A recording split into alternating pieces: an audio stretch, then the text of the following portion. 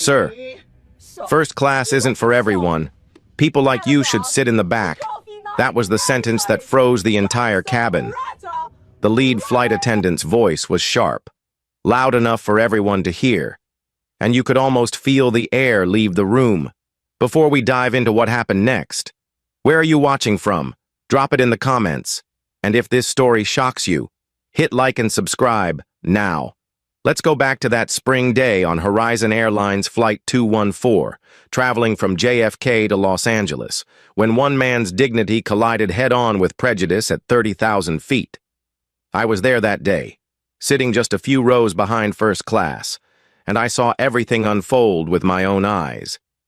His name was Richard Taylor, a quiet man in his mid-50s, dressed in a sharp gray suit and polished black shoes, carrying nothing but a slim briefcase and a calm presence. No one knew it yet. But Richard wasn't just another passenger. He was the CEO of Horizon Airlines and owned 10% of the company. But that morning, he looked like any other traveler, and that's exactly why what happened next spiraled out of control. Richard settled into seat 1A, scrolling through his tablet, preparing for a board meeting in Los Angeles where he planned to propose new routes serving underserved communities, including the one where he grew up. The first-class cabin buzzed with the usual chaos of boarding. Bags stuffed into overhead bins, people arguing over space, flight attendants rushing up and down the aisle. That's when Mary Smith appeared, the lead flight attendant, her clipboard clutched tightly like a weapon. She'd been with Horizon for 15 years, known for her sharp tongue and her way of treating wealthy passengers like royalty while dismissing anyone who didn't look the part.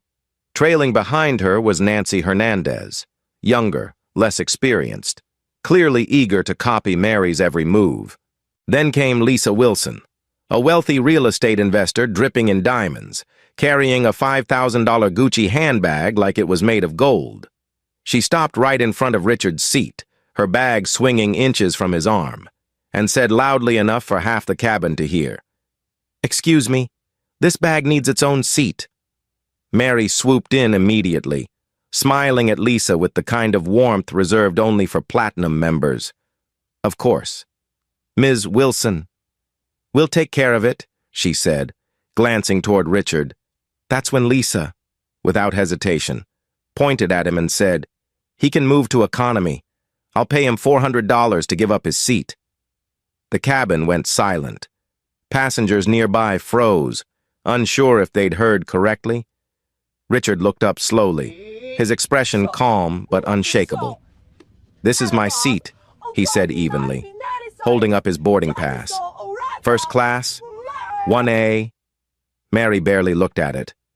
"Sir, Miss Wilson is one of our Platinum Elite members. We're just asking for a little cooperation. There's a seat available in row 25. Middle, it's only 5 hours." Richard's jaw tightened, but his voice stayed steady. "I paid $2,500 for this seat. I'm not moving." That's when Nancy stepped in, her tone sharper than it should have been. "Sir, don't make this difficult. First class isn't for everyone." Those words hung in the air like a thunderclap. I remember hearing gasps around me, Brian Allen and Eric Green, two black tech entrepreneurs seated nearby. Exchanged stunned looks, Brian whispered. "This is wrong. I'm recording." His phone was up in seconds, capturing every word, every expression. Mary leaned in closer, lowering her voice but making sure it carried just enough to sound authoritative. "Sir, you're holding up boarding. Either move to economy or we'll have to call airport security." Richard didn't flinch. He met her gaze and said quietly, "Call them." Lisa rolled her eyes and laughed, shaking her head. "Why are you being so stubborn? $400 is probably more than you make in a week." That line hit hard, and you could feel the entire cabin shift. A few passengers turned to stare at Lisa, their faces a mix of shock and disgust. Richard didn't take the bait. He calmly reached for his phone, dialed a number, and said into the receiver, "Anthony, it's Richard. I'm on Flight 214. and we've got a situation here. On the other end was Anthony Garcia, Richard's trusted assistant, who immediately started making calls. Meanwhile, Brian's recording was already live on TikTok, his caption blunt and furious. Flight attendant tells black man first class isn't for him. Unreal. Comments began pouring in within minutes. This is disgusting. Name and shame the airline. Not surprised, but still outraged. While chaos brewed online, the tension inside the cabin reached a boiling point. Mary stepped back, clearly rattled by Richard's composure, but her pride wouldn't let her back down. "Sir, if you don't comply, we'll have no choice but to remove you from this flight." That's when Richard said something that made me sit up straight. "I'd like to speak to the captain," he said, his voice low but commanding, the kind of tone that carried authority without needing to raise volume. Mary scoffed. "The captain's busy preparing for takeoff. You need to do as you're told, from a few seats back." Brian muttered under his breath. "They have no idea who they're talking to." Eric, still typing furiously on his phone, glanced up and whispered, "They're about to find out." The cabin was silent except for the hum of the engines and the faint tapping of fingers on screens as more passengers started recording. You could feel the tension building, a storm about to break, and in that moment, watching Richard sit there, calm as stone while chaos erupted around him, I realized something. This wasn't just about a seat, or a handbag, or even $400. This was about dignity, about being seen, about a man refusing to be diminished. None of us knew it yet. But the next 10 minutes would change everything. For Richard, for Horizon Airlines, and for everyone watching online. "Sir, you're causing a scene, and we cannot allow this to continue," Mary snapped, her voice louder now, sharp enough to slice through the chatter in the cabin. The tension was thick. You could feel the unease ripple from row to row. Richard Taylor, though, didn't flinch. He sat back in his seat, legs crossed, eyes steady, the very image of composure. But I could see the storm brewing behind that calm exterior. Mary turned to Nancy, her younger assistant, and jerked her chin toward the front.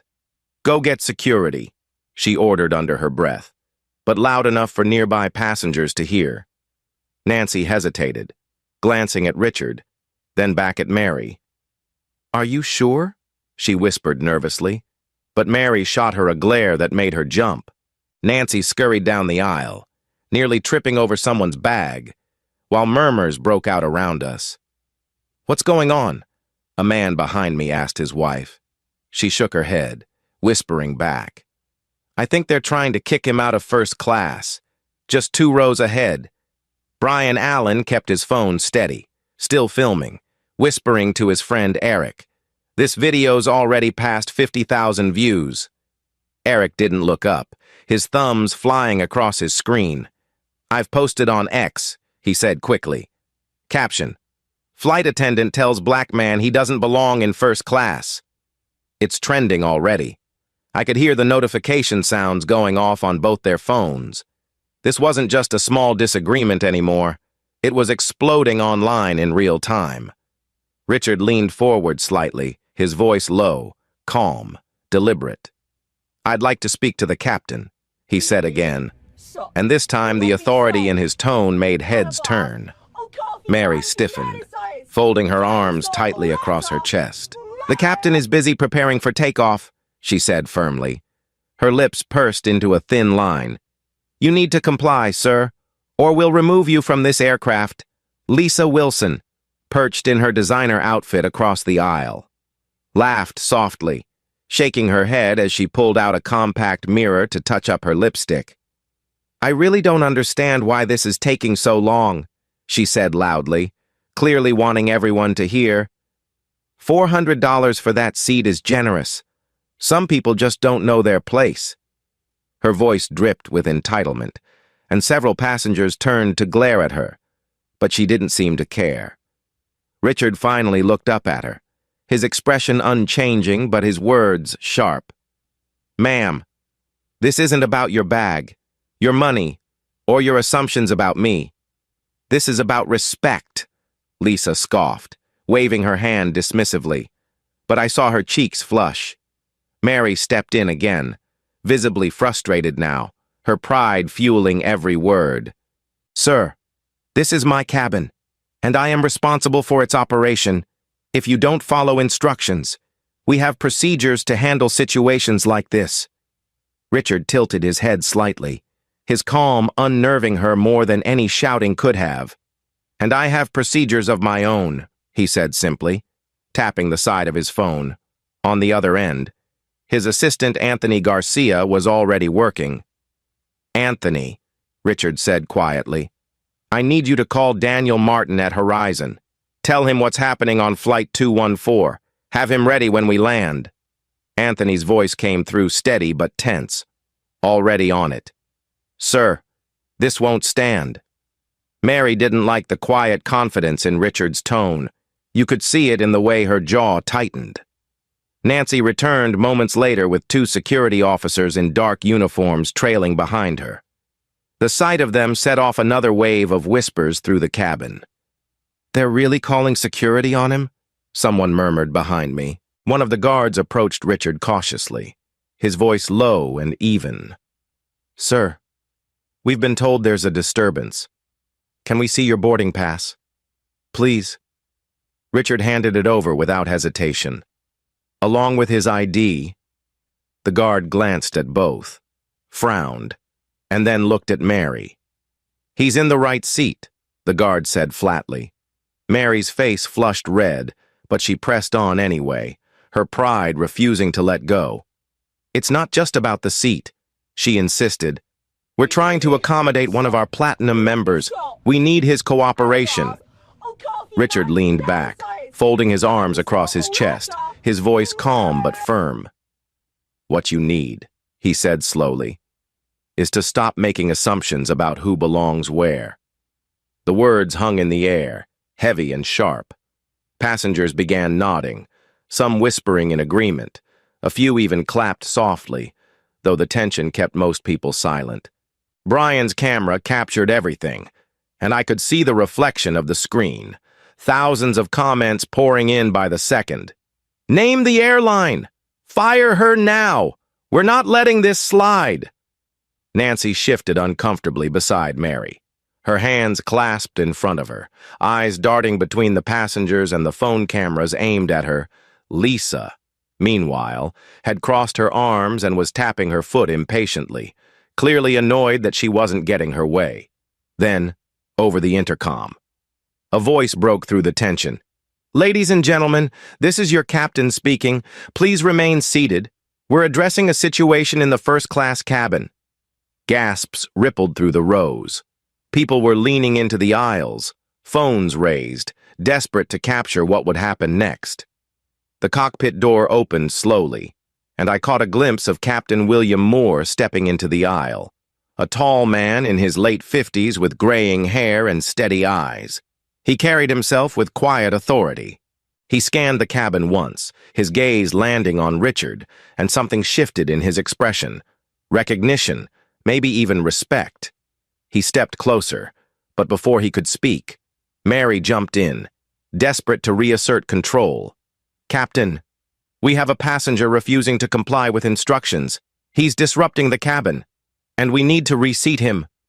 The captain raised one hand, silencing her instantly. His voice was calm, steady, but there was steel underneath it. I'll handle this. Mary. She stepped back reluctantly, her lips pressed tight, her eyes darting nervously at the passengers who were now openly filming her. The captain looked at Richard and said, Mr. Taylor, good to see you again. Didn't expect to find you in the middle of this. Murmurs rippled through the cabin at the sound of his name. Mary's jaw dropped slightly, her confidence faltering for the first time. Lisa leaned forward, confused. Wait, who is he? She whispered. But nobody answered her. Richard nodded at the captain, his voice low and even. Good to see you too. Bill, Just trying to keep my seat." The captain gave him a small smile, then turned back to the rest of the cabin, his voice carrying just enough authority to quiet the room. "We'll resolve this quickly," he said. Brian and Eric didn't stop recording for a second. Their TikTok video had already crossed 100,000 views, and Eric's X thread was trending nationally. The hashtags were blowing up. Hashtag Horizon Airlines, hashtag Respect First Class, hashtag Richard Taylor. The entire country was about to watch what happened next, but right there, in that cabin, on that Boeing 737, the power dynamic had already started to shift. None of us knew it yet, but this wasn't just a disagreement anymore. It was about to become a viral reckoning, one that would change Horizon Airlines forever. The captain took one deliberate step forward, his presence commanding the entire cabin without raising his voice. "Ladies and gentlemen," he began calmly, "let's clear up some confusion." His gaze shifted from the tense faces of the passengers to Mary, whose arms were still folded tightly across her chest, then to Richard, who remained seated, composed, and unshaken. "Mr. Taylor," the captain said with deliberate weight, "I didn't expect to see you on this flight today." He paused for a beat, letting the name sink in. Around me, I heard whispers ripple through the cabin. "Taylor? Mr. Taylor?" Mary's brow furrowed, clearly thrown off by the captain's familiarity, while Nancy shifted uncomfortably, her fingers fidgeting with the hem of her uniform. Lisa Wilson, leaning back in her plush seat, raised an eyebrow. "Who is he?" she muttered, but her voice carried far enough for several passengers to hear. Without missing a beat, the captain turned to the entire first-class cabin and spoke clearly, his words slicing through the tension like glass breaking. "This gentleman is Richard Taylor, the CEO of Horizon Airlines, and he owns 10% of this company." For a split second, there was silence, the kind of silence where you could hear the engines humming beneath your feet, and then the cabin erupted into gasps, murmurs, and stunned exclamations. Brian nearly dropped his phone before catching it again, muttering, "Oh my God, this just changed everything." Eric's fingers flew over his phone screen, his expression frozen in shock. Mary's face drained of color, her authority crumbling right in front of us. She stammered, I didn't know, sir. If I had known." But Richard raised a hand slightly, stopping her mid-sentence, his voice calm but firm. "That's exactly the point. Mary," he said, each word deliberate and controlled. "You shouldn't have to know who I am to treat me with dignity." Passengers murmured their agreement, several nodding, others recording from every angle. Someone whispered softly, "This is unbelievable." Lisa Wilson, clutching her $5,000 Gucci bag tightly now, as if it were a shield, cleared her throat and tried to recover her composure. "Mr. Taylor, I didn't realize." But Richard turned his head slowly toward her, his voice like steel wrapped in velvet. "You offered me $400 for a seat I paid $2,500 for," he said quietly, though everyone in first class could hear him. "That's not generosity. That's entitlement." Lisa's cheeks flushed crimson, and she sank back into her seat, avoiding everyone's gaze, her earlier arrogance evaporating into thin air. The captain stepped closer to Richard, placing a hand on the headrest of his seat, his tone respectful but firm. "Mr. Taylor, do you want me to handle this, or would you prefer to address it yourself?" Richard's response was immediate, his composure unshaken. "I'll handle it when we land. Bill, for now, let's get this flight in the air." The captain nodded, satisfied, then turned to Mary and Nancy. "Until then," he said sharply, "you will not speak another word to Mr. Taylor unless he speaks to you first. Am I understood?" Mary swallowed hard and nodded quickly, her earlier arrogance completely gone. Nancy, pale and tense, whispered, "Yes, Captain." Her voice barely audible. Brian whispered to Eric, "Did you hear that? He's the CEO. They tried to push him out." Eric shook his head slowly, his voice low and steady. "This is going to change everything for Horizon Airlines." I leaned back in my seat, realizing we weren't just watching a disagreement anymore. We were witnessing a moment that would ripple far beyond this plane. Meanwhile, Richard stayed composed, his calmness commanding the room more powerfully than any raised voice could. He glanced at Brian and Eric, giving a small nod of acknowledgement, and they nodded back, still filming, their cameras steady as the story unfolded. Across the aisle, Lisa Wilson's posture had shrunk. The confident, entitled woman from moments ago now sat rigid, clutching her bag with both hands, her lips pressed into a thin line. Passengers began whispering among themselves, some quietly celebrating Richard's composure, others shaking their heads at the way Mary had handled things. The captain, sensing the shift in energy, gave one final instruction before returning to the cockpit. "Everyone stay seated. We'll be departing shortly," as he disappeared behind the cockpit door. The cabin settled into a tense silence, but it wasn't the same kind of silence as before. This one was heavier, thicker, carrying the weight of embarrassment, regret, and realization. Mary stood stiffly at the front of first class, her clipboard now clutched against her chest instead of being used like a weapon. Nancy stayed glued to her position near the galley, her eyes avoiding Richard completely. And yet, phones continued to record from every angle, lenses zoomed in on every reaction, because everyone on that plane understood one thing: this story wasn't staying inside the cabin. Richard pulled out his phone and called Anthony Garcia again, his assistant waiting on standby. "Anthony," he said calmly, "make sure Daniel Martin is at the gate when we land in Los Angeles, and tell him to be ready for a full debriefing." Anthony's voice came back sharp and focused. "Already taken care of." "Sir, I've briefed Daniel. He'll be waiting." Richard paused for a moment, exhaling slowly, as though centering himself amid the storm. "This isn't about making a scene," he said softly, almost to himself but loud enough for me to hear. "This is about accountability. Around me." Passengers exchanged looks, some nodding quietly, others shaking their heads in disbelief at how quickly everything had escalated. Mary's posture had collapsed entirely now, her pride, so sharp and unbending minutes ago, had melted into silent panic. Nancy whispered something to her, but Mary didn't respond. And yet, through all of it, Richard didn't gloat. He didn't grandstand. He didn't use his position to humiliate anyone.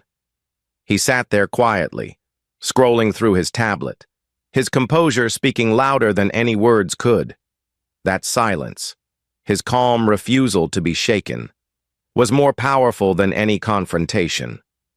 Passengers who'd been skeptical moments ago now looked at him with newfound respect, nodding subtly as they passed glances among themselves. What none of us knew then was that this was only the beginning, because while the cabin was slowly settling into uneasy quiet, the outside world was preparing for what came next. Within minutes, calls were being made, statements were being drafted, and conversations about policy and conduct were already starting behind the scenes. A simple confrontation over a seat had transformed into something far greater, something no one on that flight would ever forget. Sitting there in seat 1A, Richard Taylor didn't raise his voice, didn't boast about his title, didn't flaunt his ownership. But in his silence, there was power. In his calm, there was dignity. And as the cameras continued rolling and passengers quietly processed what had just happened, one thing became clear to everyone watching. On that flight, in that moment, the balance of power had shifted completely. The real reckoning, however, was still waiting at LAX when the wheels touched down at Los Angeles International Airport, The tension inside that Boeing 737 was so thick you could almost hear it crackle in the air. Nobody was talking anymore. Phones were in silent mode. Cameras still recording. Passengers leaning slightly into the aisle, waiting to see what would happen when the cabin doors opened. Richard Taylor sat motionless in seat 1A, scrolling briefly through his tablet but not reading, his expression calm, unreadable. Mary Smith stood stiffly near the galley, her hands clasped so tightly behind her back that her knuckles had turned white. Nancy Hernandez, her assistant, lingered by the beverage cart, her head bowed, avoiding every glance sent her way. Lisa Wilson hadn't said a single word since the captain revealed Richard's identity, and now she sat quietly with her designer handbag clutched against her chest, her arrogance replaced by something that looked an awful lot like fear. The engine slowed, the cabin tilted slightly, and the familiar ding of the seatbelt sign turned the silence into anticipation. The door clicked open, and sunlight from the jet bridge spilled into the cabin, sharp and bright. At the gate stood Daniel Martin, Horizon's director of operations, his silver hair perfectly combed but his expression grim. Beside him was Anthony Garcia, Richard's loyal assistant, tablet in hand, already reviewing emails, text alerts, and reports piling up by the minute. As Richard stood, he adjusted his jacket slowly, his movements precise, unhurried, almost deliberate, a quiet reminder to everyone watching that true power never needed to be loud. Passengers shifted in their seats, murmuring softly, "That's him. He owns part of the airline." Mary's shoulders stiffened as Richard approached the exit, and for a moment, it looked like she was going to speak, maybe to apologize, maybe to explain, but before she could say a word, Daniel stepped inside the cabin, his voice low, measured, and impossible to ignore.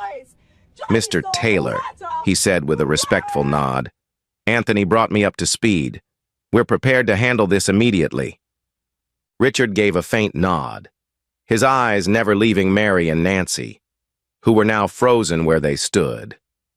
"Not here," Richard said quietly, his voice deep, steady, resonant enough that everyone around him heard. At the gate. The walk from the jet bridge into the terminal felt like a slow-motion parade. Passengers streamed behind Richard, whispering under their breath, holding their phones at discreet angles to capture every moment.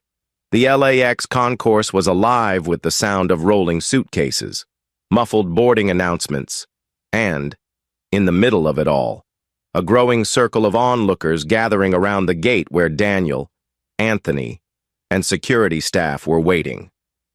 Richard stepped into the open space, his presence commanding without effort. Mary and Nancy followed hesitantly, their steps small, their faces pale, while Lisa trailed behind them, her Gucci bag pressed tight against her side like a shield. Daniel cleared his throat, speaking not just to Richard but to everyone within earshot. "Mr. Taylor, I've reviewed the preliminary report. We'll begin an internal investigation immediately." Richard's expression didn't change, but his voice carried sharp authority when he finally spoke. "Daniel, this isn't just about me," he said calmly, each word measured, deliberate. "This is about what happens when bias takes precedence over service, when people are judged before they're even spoken to." A hush swept over the gathered crowd, his words cutting through the noise of the terminal as if the world outside had fallen silent. Lisa shifted uncomfortably, but Mary broke first, her voice cracking as she tried to explain. "Sir, I truly didn't know who you were. I was trying to accommodate a platinum member." Richard's gaze met hers, unwavering, and his reply was soft, but it carried weight that made her flinch. "You didn't need to know who I was." "Mary," he said firmly, his voice steady, "you just needed to remember who I am. A paying customer. A human being. That's all." The ripple of murmurs through the crowd was immediate, people exchanging knowing glances, some nodding quietly, others folding their arms as if absorbing a hard truth. Nancy spoke up next, her voice barely above a whisper. "I was just following Mary's lead." Richard turned his head slightly, his expression unreadable but his tone neutral. "And what did that lead you to do?" "Nancy?" Her silence was answer enough. Daniel stepped forward, his hands clasped in front of him, trying to regain control of the situation. "Mr. Taylor, I recommend we take this conversation to a private lounge," he suggested cautiously, his eyes flicking nervously between the growing crowd of passengers and the security officers nearby. But Richard shook his head slowly, his voice low yet absolute. "No," he said. "This happened in public. Daniel. It will be addressed in public."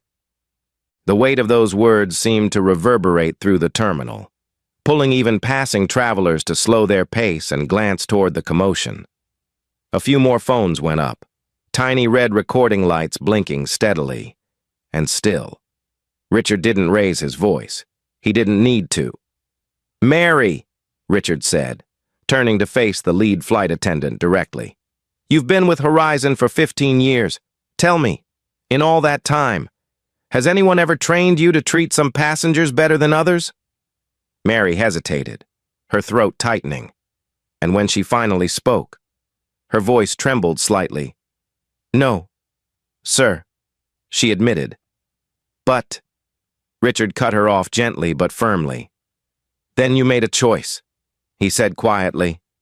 "A choice based on assumptions and appearances."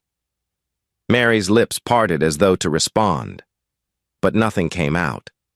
Her jaw tightened, her chin trembled slightly, and her gaze dropped to the floor. The silence that followed was deafening, filled only by the distant echo of rolling luggage and the low hum of airport announcements. Anthony stepped forward subtly, handing Richard his phone. The screen lit up with messages, emails, and voicemails from journalists already seeking statements. Richard didn't look at the screen. Instead, he passed the phone back to Anthony without glancing at it and addressed Daniel again. "You know what needs to be done," Richard said calmly, his tone even but resolute. "I expect your decision by the end of the day." Daniel nodded slowly, the weight of responsibility settling heavily on his shoulders. "Understood, Mr. Taylor," he said quietly. The gathered passengers around us watched in silence, their expressions shifting between awe and vindication. Lisa, standing slightly off to the side, finally lowered her Gucci bag and cleared her throat softly, her voice shaky but audible. "Mr. Taylor, I owe you an apology," she began hesitantly. "It was thoughtless of me to assume anything about you." Richard's eyes met hers briefly, his tone polite but distant. "Apology noted," he said softly, then turned back to Daniel and Anthony. "Let's move forward. The entire confrontation. From the moment Richard stepped off the plane to this final exchange. Couldn't have lasted more than 10 minutes. Yet it carried the weight of something far bigger. You could feel it in the way people were watching, in the quiet awe that followed his every word, in the way even seasoned airport staff stood frozen near the gate, their hands clasped behind their backs, their faces solemn. Richard Taylor didn't have to shout to command the room. He didn't have to threaten, or explain, or defend. His presence, steady, quiet, absolute, did all of that for him, and though he said little, his message was impossible to miss. Respect isn't earned by title or wealth. It's owed to every single person, every single time. As Anthony guided Richard toward the private lounge to prepare for what came next, Daniel turned back toward Mary and Nancy, his expression hardening. "Stay here," he said simply, his voice low but firm. "We'll speak shortly." And just like that, the crowd began to scatter, whispers trailing behind them like an echo of the lesson they'd just witnessed. But for Mary and Nancy, It wasn't over. The real consequences were only minutes away. The atmosphere inside the private lounge at LAX was heavy, thick with silence, the kind that presses on your chest and makes every breath feel deliberate. Richard Taylor sat at the center of the room, composed and still, his calm presence radiating a quiet authority that needed no explanation. Across from him stood Daniel Martin, Horizon's Director of Operations, holding a slim folder in his hand, his jaw tight, his expression grave.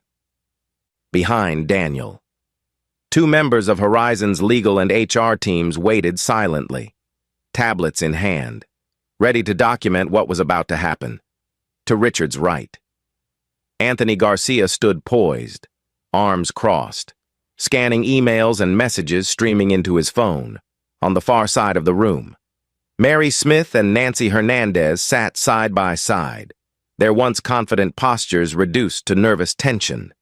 Mary's shoulders were hunched, her fingers twisting a napkin until it shredded between her hands, while Nancy kept her gaze fixed on the floor, avoiding eye contact with anyone. Lisa Wilson sat a little further away, her expensive handbag resting on her lap, her lips pressed tightly together, her earlier arrogance now fully replaced by regret and discomfort. Daniel cleared his throat softly, the sound carrying across the stillness of the room, and began in a low, measured voice. "Mr. Taylor," he said, "I've completed the review based on witness statements, video evidence, and staff reports from Flight 214. He paused briefly, glancing toward Mary and Nancy before returning his gaze to Richard. As of this moment, Horizon Airlines is terminating the employment of both Mary Smith and Nancy Hernandez, effective immediately. The words landed like a hammer on the table, sharp and final. Mary gasped audibly, covering her mouth with trembling fingers. "Daniel, please," she whispered, her voice cracking. "This job, this is 15 years of my life. You can't just—" But Daniel cut her off gently, his voice calm but unyielding. "Mary, we can, and we must. The company's values are not optional. What happened on that flight was unacceptable." Nancy finally looked up, her eyes red and swollen, her voice small, breaking on the edges of every syllable. I was following orders," she murmured, her words barely more than a whisper. Richard shifted slightly in his chair, his expression steady but his voice firm as he responded. "Nancy," he said evenly, "following orders does not excuse disregarding someone's dignity. Every single passenger deserves respect, every single time." The silence that followed was deep, almost suffocating. Lisa Wilson shifted uncomfortably, setting her handbag down beside her and finally speaking in a soft, hesitant voice. "Mr. Taylor," she said quietly, "I'm sorry for the things I said on that flight. It was thoughtless and wrong." Richard turned his head slowly, meeting her gaze with a calm, measured expression. "Ms. Wilson," he replied, his tone polite but distant. "Apologies are important, but accountability matters more. Words have weight. Actions leave marks. What we choose to do next defines who we are." Lisa swallowed hard, nodding once before falling silent again. Daniel set the folder down on the table and straightened his jacket, his voice louder now as he addressed Mary and Nancy directly. "You'll be escorted from the premises today," he said firmly, gesturing toward the two HR representatives behind him. "Your employment with Horizon ends here. Security will collect your company IDs and uniforms. You'll receive formal documentation regarding your termination later this afternoon." Mary's breathing grew shallow, her hands shaking as she gripped the edge of her seat. "Please," she whispered, "just give me a chance to explain." Richard finally spoke again, his voice low but resolute, cutting through the tension like a blade. "Mary, I heard everything I needed to hear back on that plane," he said steadily. You didn't just mishandle a situation. You undermined the very values this company stands for. Horizon Airlines carries millions of passengers a year, and every one of them trusts us to treat them with dignity. Today, that trust was broken. The weight of his words settled over the room like a storm cloud. Nancy bowed her head again, silent tears slipping down her cheeks as one of the HR representatives gently placed a box of tissues on the table in front of her. Lisa shifted further back in her chair, avoiding everyone's gaze, while Anthony remained quietly focused on his phone, silently forwarding statements to media outlets and preparing for the inevitable fallout. Outside the glass walls of the lounge, passengers were still moving through the terminal, oblivious to the quiet reckoning unfolding just steps away. Daniel turned back to Richard, his tone respectful but tense. "Mr. Taylor," he said, "would you like to make an official statement to the press now? Or wait until we've finalized the internal review?" Richard shook his head slightly, his voice calm but firm. "No press conferences today," he said evenly. "This isn't about headlines. It's about setting a standard. Actions will speak louder than any statement." Daniel nodded, understanding immediately, and stepped back slightly as Richard stood slowly from his chair. The quiet authority in his movements commanded the room without effort. He turned, facing Mary and Nancy one final time, his voice steady but not unkind. "I don't take pleasure in this," he said softly, his words deliberate, weighty. "But leadership means making hard choices. This isn't just about you. It's about every passenger, every employee, and every future flight. We must do better. All of us." Mary's shoulders collapsed inward, her eyes glistening, while Nancy nodded faintly, unable to speak, for a long moment. No one moved. The silence was heavy but full of meaning, as though everyone understood that this was more than just a personnel decision. It was a turning point. Richard finally turned back to Daniel and Anthony, his voice lower now but carrying an unmistakable finality. "Make sure Horizon never forgets this day," he said calmly. "Update our policies, retrain our staff, and ensure that respect is non-negotiable." Anthony nodded firmly, already drafting the framework for new guidelines, while Daniel tapped his folder against the table gently, signaling the HR team to proceed. The two representatives stepped forward, inviting Mary and Nancy to stand. Mary hesitated for just a moment before finally rising to her feet, her posture tense, her face pale, her hands trembling slightly. Nancy followed silently, her head bowed, her breathing uneven, as the two women were quietly escorted from the lounge. The sound of their footsteps against the polished floor seemed louder than any words that could have been spoken. Lisa Wilson remained seated, her gaze fixed on the floor, her once commanding presence completely diminished. For a moment, the room was still again, the weight of the decision settling over everyone. Richard straightened his jacket, his expression calm, his focus unbroken. He glanced at Anthony, then Daniel, and spoke softly but decisively. "This is only the beginning.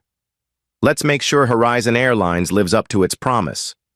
And with that, Richard Taylor walked out of the lounge, the quiet strength of his presence leaving an unmistakable mark on everyone who had witnessed what had just unfolded. The following morning, the entire headquarters of Horizon Airlines in Los Angeles was buzzing like a storm had swept through overnight. The events on Flight 214 had set off a chain reaction that no one in the company could ignore. In the executive conference room on the 27th floor, a full emergency board meeting had been called before sunrise. The air was tense, thick with the weight of urgency. Around the long glass table, directors, executives, and department heads sat in silence, their faces pale as they scrolled through endless reports, emails, and statements from furious customers. Screens on the walls flashed non-stop updates, showing passenger testimonies, internal incident reports, and news articles dissecting every detail of what had happened on that plane. At the head of the table sat Richard Taylor, silent, composed, but his presence dominating the room without a single word. Daniel Martin sat to his right, shuffling documents nervously, while Anthony Garcia typed quickly on his tablet, coordinating statements and policy proposals in real time. When Richard finally spoke, his voice was low and steady, carrying the kind of weight that silences an entire room. Yesterday, he began, Horizon Airlines failed its customers. And when we fail them, we fail our purpose. That ends today. The boardroom was silent, the only sound the soft hum of the air vents overhead. Richard leaned forward slightly, his fingers laced together on the table, his eyes sharp and unwavering. This is not just about one incident, he continued. It's about culture. It's about training. It's about accountability at every level. Several directors shifted uncomfortably, some nodding slowly, others avoiding his gaze. Richard gestured toward Anthony, who projected a new set of slides onto the main screen. Starting today, Richard said firmly, we are launching the Horizon Respect Initiative, a company-wide reform program focused on 3 things: mandatory diversity and inclusion training, a zero-tolerance policy on discrimination, and a complete review of our customer service protocols. The announcement sent ripples around the table, Anthony added. We're also establishing an independent passenger advocacy council, giving travelers direct influence over our policies moving forward. Daniel finally spoke, his voice soft but certain. This will change everything. Richard, it'll take time, but it's the right move. Richard nodded once but said nothing more, his silence as commanding as his words. Meanwhile, outside the boardroom, the ripple effects were already reaching Mary Smith and Nancy Hernandez. That same morning, Mary sat in a small, dimly lit office across town, speaking with a labor attorney, her voice low, trembling. I gave them 15 years, she said, her fingers clutching a lukewarm cup of coffee she hadn't touched. I made a mistake. Yes, but to lose everything in one day. The attorney listened carefully but offered little comfort, explaining softly that video evidence and witness statements made her case nearly impossible to fight. Across the city, Nancy sat in her tiny apartment, scrolling endlessly through job postings, her face pale and swollen from crying. She had already received a call from a regional airline offering her a lower-paying position, starting in 3 weeks, though devastated. She understood this was her only way forward. I'll start over, she whispered quietly to herself, her voice steady despite the tears. Lisa Wilson's life, however, took an entirely different turn. Within 48 hours, her name began circulating across private real estate investor circles, not because of her deals, but because of her words. Several longtime clients quietly withdrew from pending agreements, citing reputation concerns. Local business forums buzzed with discussions about professionalism, entitlement, and consequences. Lisa, usually the woman at the center of every gala and networking event, canceled all her appearances indefinitely. For the first time in years, her carefully curated image had cracked, and no designer handbag could cover the damage. Back at Horizon's headquarters, Anthony drafted a formal letter addressed to every employee, from senior executives to ground crew, outlining the changes Richard had ordered. From this moment forward, the letter read, Respect is non-negotiable. Every passenger, every employee, every single person who steps onto a Horizon flight must be treated with dignity, without exception. The letter went viral internally, shared between employees with both shock and pride. Several flight attendants replied within minutes, expressing gratitude for finally addressing long-standing cultural issues inside the company. One senior crew member wrote back simply, It's about time to rebuild trust. Richard personally ordered that every passenger from Flight 214 be invited to a private meeting at the Horizon Training Center in Los Angeles.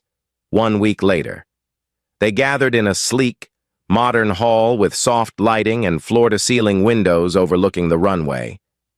Brian Allen and Eric Green were there, seated side by side, their phones resting on the table for once, watching Richard intently. Lisa Wilson was invited too, but declined, preferring silence to further public exposure. Richard stood at the front of the room. No microphone needed, his voice steady and clear. "You were witnesses to something that never should have happened," he said, meeting each pair of eyes slowly, deliberately. "Horizon failed you, and for that, I take responsibility. But this is not the end of the story. We are changing, and I need your help to make sure we never forget why." He paused, letting the weight of his words settle over the room. "When someone steps onto one of our flights, they're trusting us with more than their safety. They're trusting us with their dignity.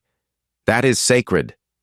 Several passengers nodded quietly, some exchanging soft murmurs of agreement, others visibly moved by the sincerity in his tone.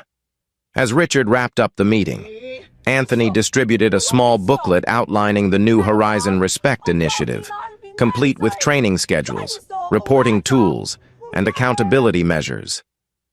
Brian leaned over to Eric, whispering, "I didn't think I'd ever see an airline take something this seriously." Eric nodded, his voice low but certain. "Richard's different. He's not just talking, he's changing things."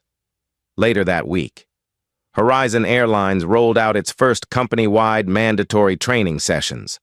Thousands of employees logged in across the country, watching carefully designed modules on empathy, unconscious bias, and customer experience standards. At the same time, Richard held closed-door sessions with department heads, emphasizing that accountability didn't end with frontline staff. Leaders set the tone. He told them firmly, "If you can't embody our values, you can't lead here." There were no arguments. No one dared.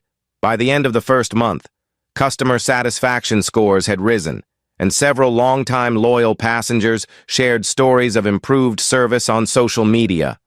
Employees across the company began sharing their own reflections, some admitting they had never fully understood how small actions, a tone of voice, a passing remark, a careless assumption, could shape a passenger's entire experience. Richard read every single report, every single email, often late into the night, responding personally to those who had struggled with similar incidents. For him, this wasn't just business, it was personal. And yet, despite all the changes, Richard remained the same man who sat quietly in seat 1A, refusing to move, not because of pride, but because of principle. His calm that day had carried further than any angry outburst ever could, and people across the company knew it. They weren't just following orders, they were following his example, inside Horizon Airlines. Something deeper than policy had shifted. A culture had begun to change, one decision, one flight, one story at a time. But Richard knew this wasn't the end. It was only the beginning of something larger, something that would define the company's future. Because from that day forward, Horizon Airlines would no longer simply promise better service. It would live it. And for Richard Taylor, the man who turned a moment of humiliation into a catalyst for change, there was no turning back. 6 months later, the world looked very different for Horizon Airlines, and even more so for Richard Taylor.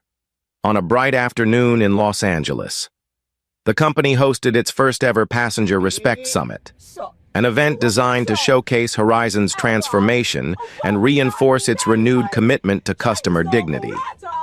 Inside the Grand Hall, sunlight streamed through floor-to-ceiling glass walls overlooking the runway, where sleek aircraft sat gleaming in the distance.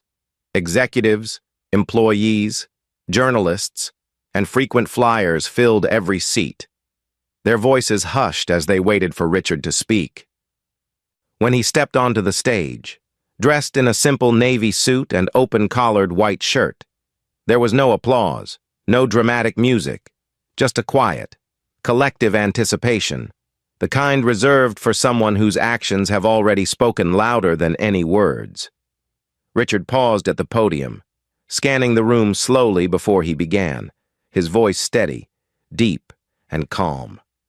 6 months ago, he said, Horizon Airlines failed on a fundamental level. We failed to uphold the basic principle that every passenger deserves dignity and respect. That moment became a mirror, not just for this company, but for me. The room was silent, every ear tuned to his words. I made a promise that day. Richard continued. Not just to myself, but to every traveler who places their trust in us, that what happened on Flight 214 would never happen again.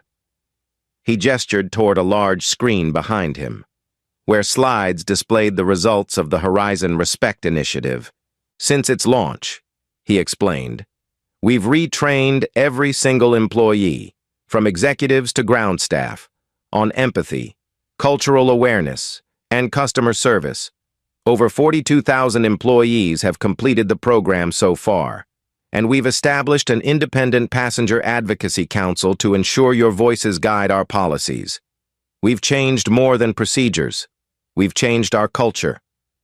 Murmurs of approval rippled quietly through the audience. Anthony Garcia, seated in the front row, glanced at the live survey data on his tablet. Passenger satisfaction ratings had jumped by 37% in 6 months. Complaints had dropped sharply, and employee retention had improved for the first time in 5 years.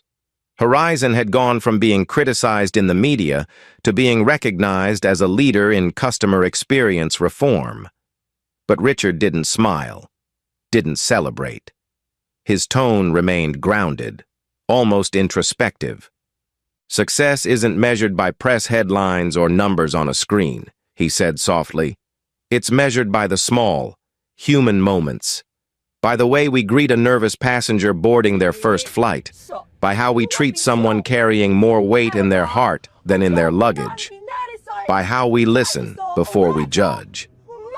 Several people in the audience nodded, some visibly moved by the sincerity in his tone.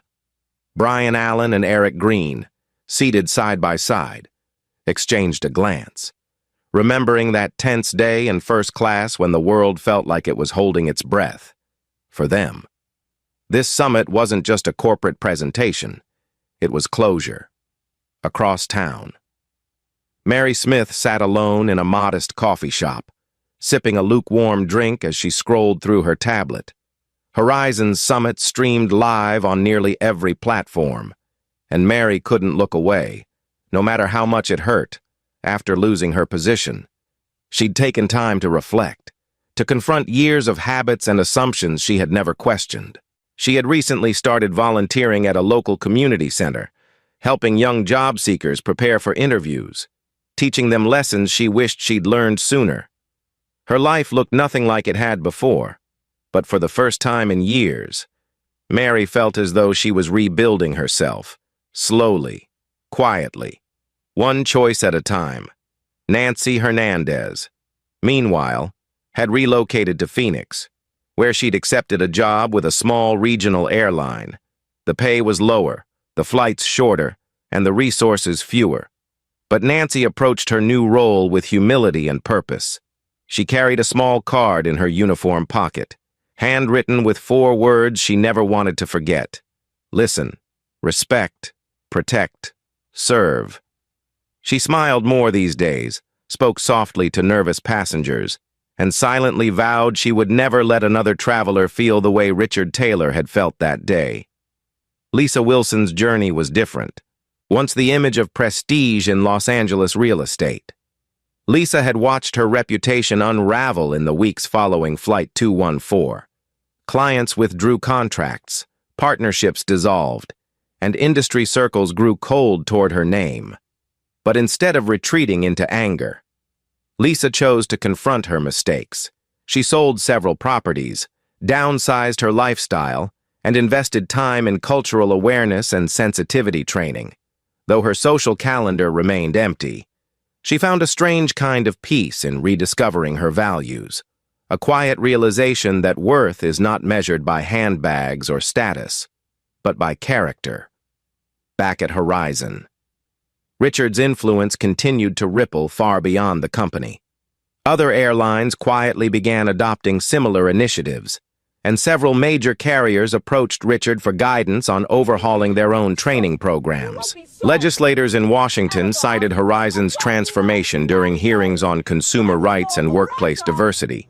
Using it as an example of how corporations could evolve without federal mandates, Richard, however, remained focused on his core mission, ensuring every passenger on every Horizon flight felt seen, heard, and respected. Near the end of the summit, a young woman in the audience raised her hand. She introduced herself as a first-time flyer who had been on Flight 214, seated just a few rows behind first class. Her voice trembled slightly as she spoke. "Mr. Taylor," she said softly, "that day, I watched how calm you were, even when people around you weren't. It taught me something I'll never forget. That real strength doesn't shout, it listens." The room was silent for a long moment, her words settling deep into the space between breaths. Richard gave her a small nod, his voice steady as he replied, "Thank you. That's a lesson I learned the hard way." 2. As the summit concluded, Richard stepped down from the stage and walked slowly toward the back of the hall, shaking hands with employees, passengers, and even competitors who had come to witness Horizon's transformation.